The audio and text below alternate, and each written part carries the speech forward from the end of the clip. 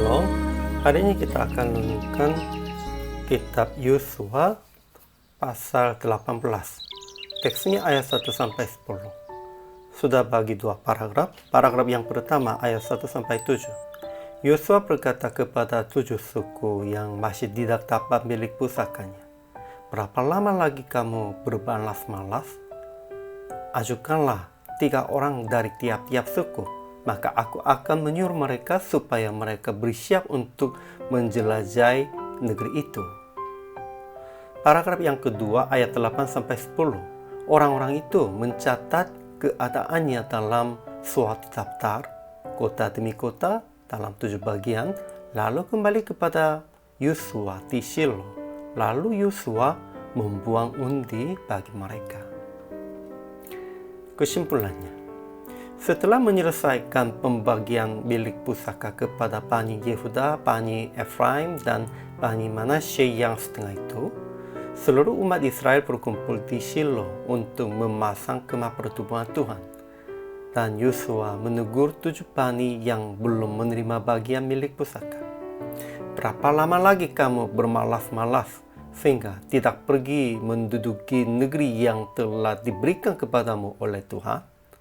7 bani yang berjumlah sedikit itu ragu-ragu karena takut untuk menaklukkan dan menetapkan milik pusaka dengan kekuatan mereka sendiri. Maka Yosua mengirim 3 orang dari setiap bani ke negeri tersebut dan perintahkan akan mencatat batas-batas daerah yang mereka ingin miliki, melihat dan memastikan tanah yang sudah diberikan Tuhan. Itulah kewajiban umatnya. Jadi 21 orang yang diajukan 7 suku menjelajahi negeri itu, mencatat keadaannya dan kembali. Ajaran tentang Allah. Pertama, Tuhan menyertai orang Israel dengan kemah pertemuan di Shilo. Setelah itu, pusat orang Israel bukan lagi Gilgal, menjadi Shilo. Kedua, Tuhan telah memberikan tanah kepada suku Israel masing-masing. Ketiga, Tuhan tetap membimbing Yosua dan orang Israel dengan cara variasinya. Dan di antara ini, undi juga salah satu caranya.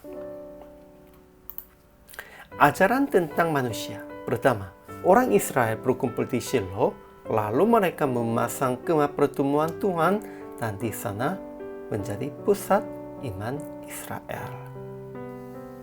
Kedua, Yosua menegur 7 suku yang belum menerima bagian milik pusaka dengan katanya, "Berapa lama lagi kamu berbalas-malas sehingga tidak pergi menduduki negeri yang telah diberikan kepadamu oleh Tuhan?" Ketiga, 7 suku masing-masing ajukan 3 orang dari tiap-tiap suku. Mereka disuruh supaya mereka bersiap untuk menjelajahi negeri itu, mencatat keadaannya, dan mereka kembali dengan hasil kepada Yosua di Shilo. Keempat, Yosua membagikan negeri itu kepada 7 suku dengan membuang undi. Aplikasinya, pertama, mendirikan tempat pertemuan dengan Tuhan lebih dahulu daripada hal apapun. Pada waktu mereka sudah menetapkan di tanah Kanaan, orang Israel pertama ingin memasang kemah pertemuan di Shilo. Bagi kita juga ada tempat pertemuan dengan Tuhan, waktu pertemuan dengan Tuhan. Itu harus lebih dahulu pasang, itu tetapkan. Kedua, jangan bermalas-malas melakukan segala sesuai dengan perintah Tuhan. Kalau Tuhan sudah perintahkan, kita harus melakukannya segera. Pada waktu kita melakukan itu, sebenarnya janji Tuhan dipenuhi. Ketiga, jangan mengambil keputusan dengan keinginan sendiri atau pandangannya sendiri. Harus tanya kehendak Tuhan dengan cara variasinya. Doa, baca Alkitab, membuang undi, dan lain-lain. Jadi, PR praktik hari ini. Introspeksi diri. Apa yang masih belum melakukan? sekalipun Tuhan perintahkan kepada Anda?